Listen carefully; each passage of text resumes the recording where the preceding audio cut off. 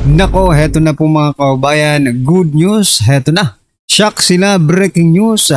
Kapapasok lang, Senator Marcoleta, gumapang na. Aba, yan po mga kababayan ang ating alamin at bibigyan ng reaksyon sa video ito. Pero bago po natin simulan yan mga kababayan, palike naman po ng video ito. Malaking tulong po yan. Maraming salamat po. At eto nga, bago po natin i-play yan mga kababayan, eto, pasadahan po muna natin ang mga nagte-trending na balita dito po sa social media. At eto nga, no, ito pong si NBI Director Melvin Matibag. Ayan mga kababayan.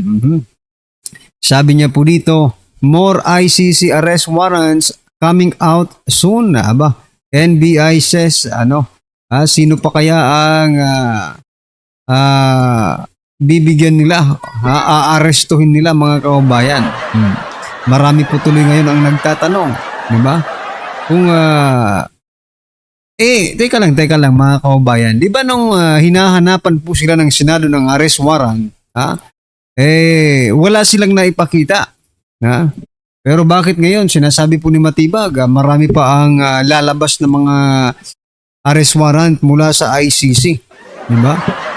Pero wala po silang maipakita doon sa Senado.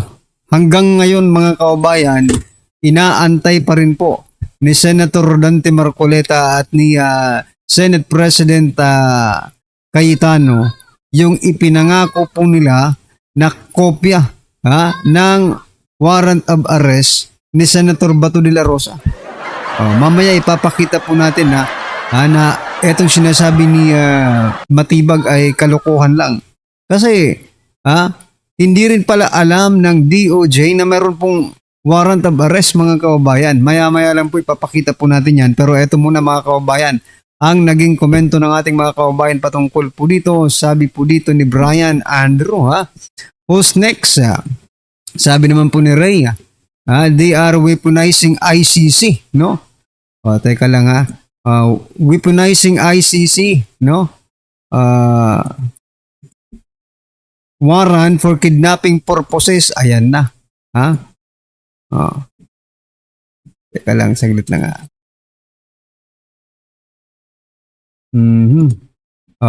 Sabi pa po dito, could it be a sign of hesitation to use martial law? Ayan mga kababayan, nahihiya pa kasi, di ba? Nahihiya pa kasi mag-martial law. Parang martial law na rin ito mga kababayan. Weaponizing against political rivals sa Philippines. Oo nga. Takot lang kayo manalo sa 2028, sabi po ni Anisa.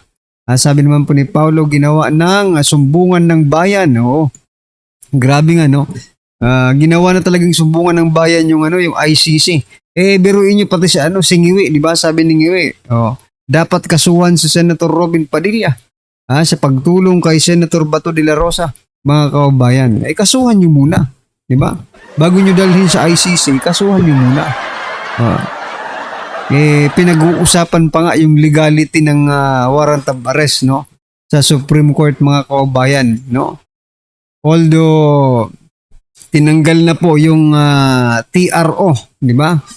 Inabuli ay binasura na po yung TRO, no, yung petition ng kampo ni Senator Bato de la Rosa, pero still, no, pinag-uusapan pa rin po ang legality niyan mga kababayan.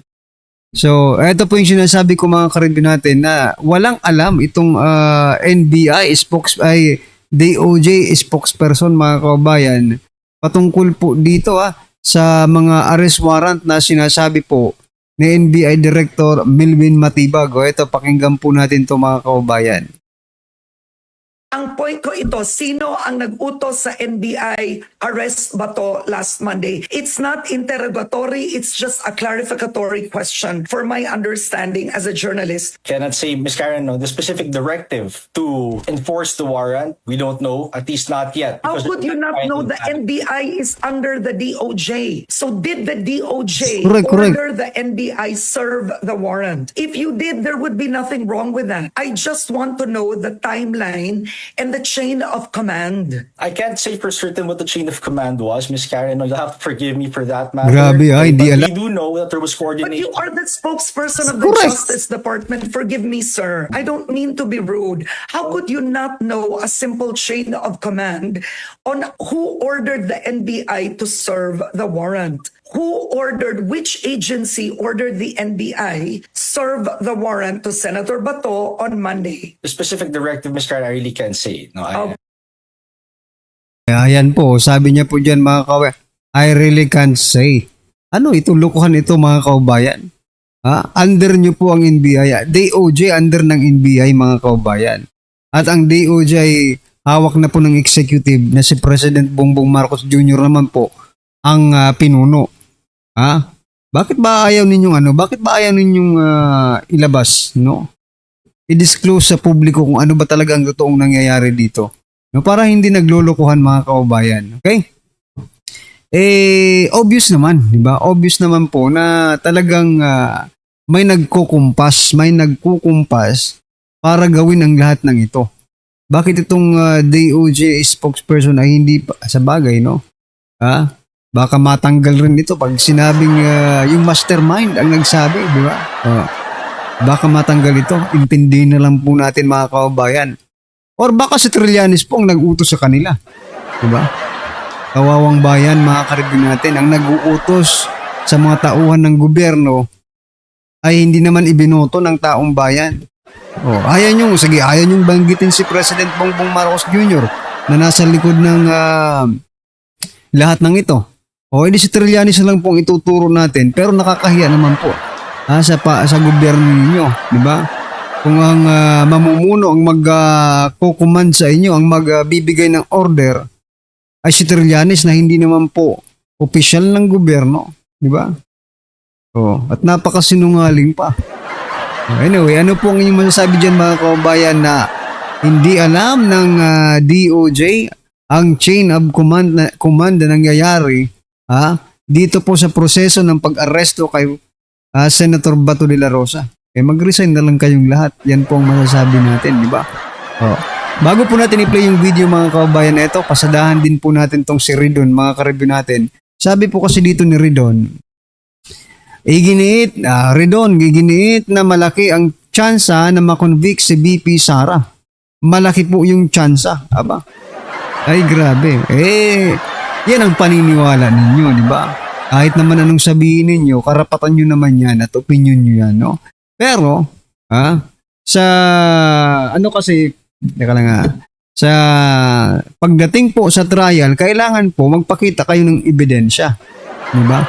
Pero nakita na po ng taong bayan kung ano po yung ginawa ninyo doon sa sa House of Representatives, di ba? Maliban na lang kung mayroon po kayong ginawa doon, na mayroon pa kayong hindi ginawa doon sa inyong mini trial na pwede nyong ipakita ngayon dito, sa Senado mga kababayan. Yun talaga ang pwede ninyong gawin, di ba? Maglabas kayo ng malalaking ebidensya. Singlaki ng butas ng ilong ni Ridon, di ba? Yung mga ebidensya mga kababayan. Kasi hindi po pwede na mag-i-impeach kayo ng isang vice president na puro lang hearsay coming from the convicted criminals na sabihin natin criminals kasi si Trillanes nakulong na din ito di ba? Yung mga kriminal mga kababayan, sila ang paniniwalaan ninyo. Tapos puro lang hearsay, walang solid evidence. Pero okay lang yan kasi naniniwala silang makukonvict talaga nila. Para siguro dagdagan pa yung maleta, di ba mga kababayan? Ganun yun mga strategy. Makukonvict namin yan, bigyan nyo pa kami ng maleta. Okay? Sabi po dito ni R. Franco Asedillo, pasensya na, pero di ko na tinapos nang mabasa ko ang salitang malaki. Then sabay tingin sa picture ni Ridon, ayang pasintabi na po mga kababayan sa mga kumakain. Huwag nyo nang tingnan yung picture ni Ridon kapag nakita nyo ito. Alright, malaki ang butas ayon po kay Bagtang Junior. Ayan, sabi naman po ni Mike, parang hollow block yung ilong. Aray ko, bakit napunta tayo sa ilong? stick to the issue tayo mga kababayan. Ako po. Kasi naman kasi itong ang balita ngayon, no? Tingnan nyo kasi yung pinost ng ang balita ngayon. Teka, isusumin pa natin ha. Ito pa kasi yung picture na ginamit eh. No? Kung may ibang picture dyan, yun na po yung gamitin ninyo. Kasi nakakahiya naman po sa ating mga kababayan. Nako po, ha? Anyway,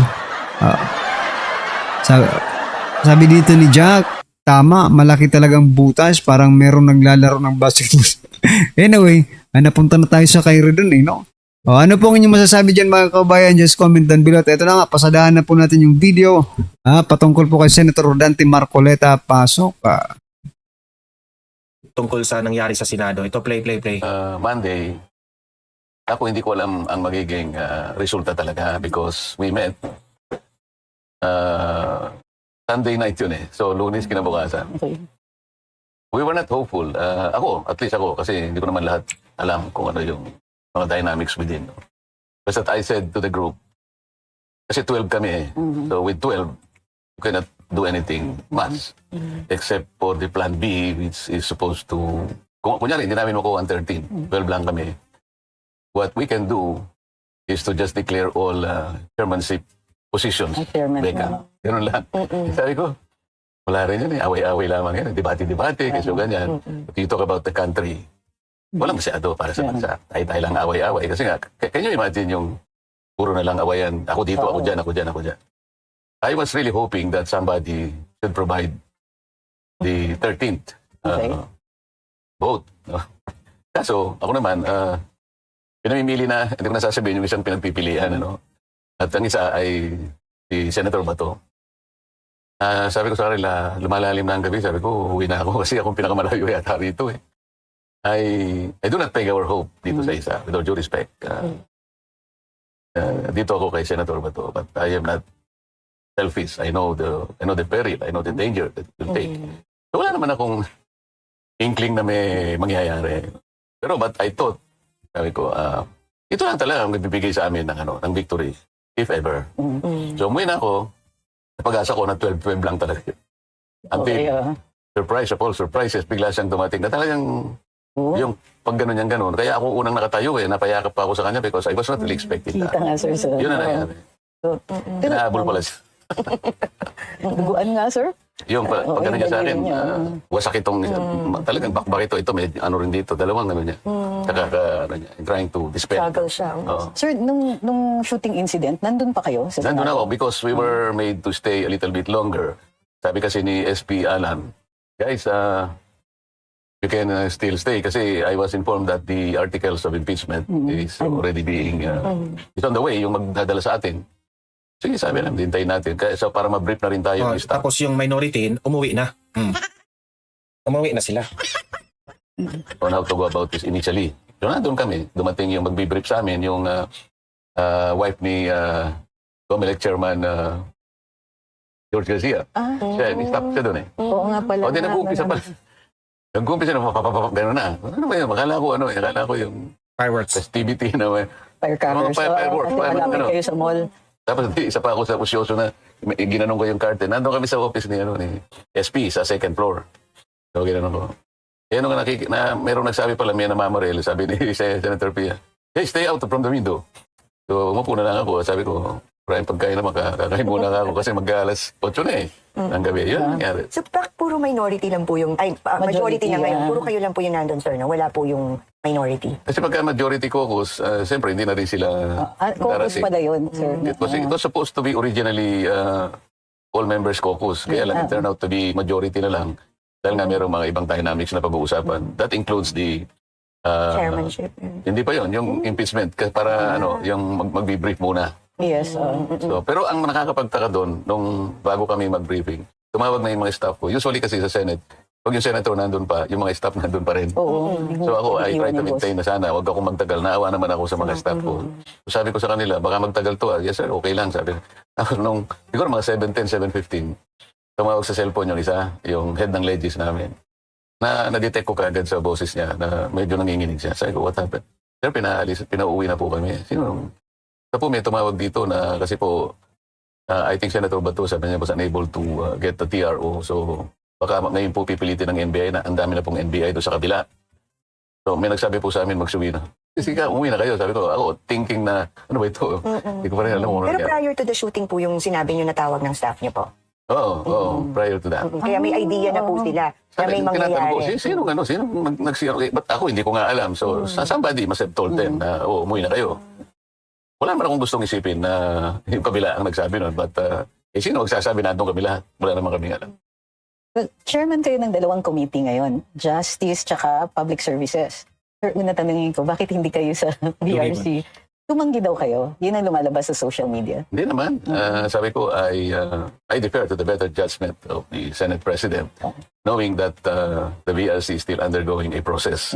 Kasi, alam mo, aminin man nila o hindi, ito yung pinakahihintay nila. Kasi ang daming mga usap-usap dyan, hindi kayo magtatagal dyan, so somebody floated that idea na ganito.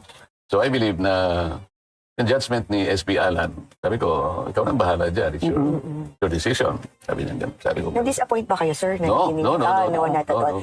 Kahit na halimbawa, member lang ako doon, really, Trixie.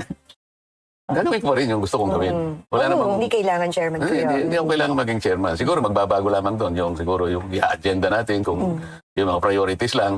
Pero nanatili pa rin kayong active kahit hindi na kayo chairman nun eh. Nung right after, So, wala na nagka-shake up. wala na nga ako doon. Nasa minority na ako pero nakita nyo naman, hindi Yes, naman Hindi ba ako. kayo tumigil? Hindi ako Hindi tumigil nyo talaga, di lalo iniwan. na ngayon. Di lalo na ngayon. Yes. Pero sir, you were talking about the dynamics kanina di ba? Ano po ba yung dynamics ngayon talaga sa Senate? How different is it? Kamusta No, from naman the siya? Hindi ko- your leadership. Hindi ko alam how the events will eventually unfold. You must realize that this is the only takeover so far. Correct me if I'm wrong, Tracy, but this is the only takeover that has no blessings from Malacanang. Ay, oo. Nawala si SP Migs, nawala si Cheese. SP Cheese. Hanggang sa ngayon, nawala si SP Andy. Nawala yung... Puro, alam nila yun eh. Puro Ito surprise po. You're saying na ito talaga supported. came also as a surprise to Malacanang. Kasi nga sa ngayon, ang alam ko, wala naman basbas si SP Alan sa Malacanang. I believe correct, Malacanang has in mind for somebody else, no? Kaya lang, yun nga nangyayari. Ano magagawa natin? Kaya minuminuto parang akala mo, katagal ba kaya ito? Ganyan. Sir, bilang chairman ng Public Services, ano yung priority bills natin? Ang laki kasi niyang sinasakop niyan. Ang gusto ko sana, makita ko muna lahat yung mga nakalatag. Kasi, nandyan yung, actually malaking ano yung talaga yan. Ang dami. From transport to water. Oo, Diba? Ang laki ng sakop nyo. yung mga utility. Marami talaga yan. Kaya gusto kong aralin yung priorities. Kasi, ang pinag-uusapan dyan, ang daming mga batas na magaganda tungkol dyan. Karaniwan, yung batas na ipasa namin. Pero sa implementation, sumasablay doon eh. Sir, halimbawa, yung electric vehicles, may tulak ang Malacanang, priority daw ang EV. Hindi ko alam, sir, kung napag-isipan nila ng maigi yun. Ano sa tingin ninyo? Nakita niyo na ba yun? No? Ang dami, oo. Ang problema,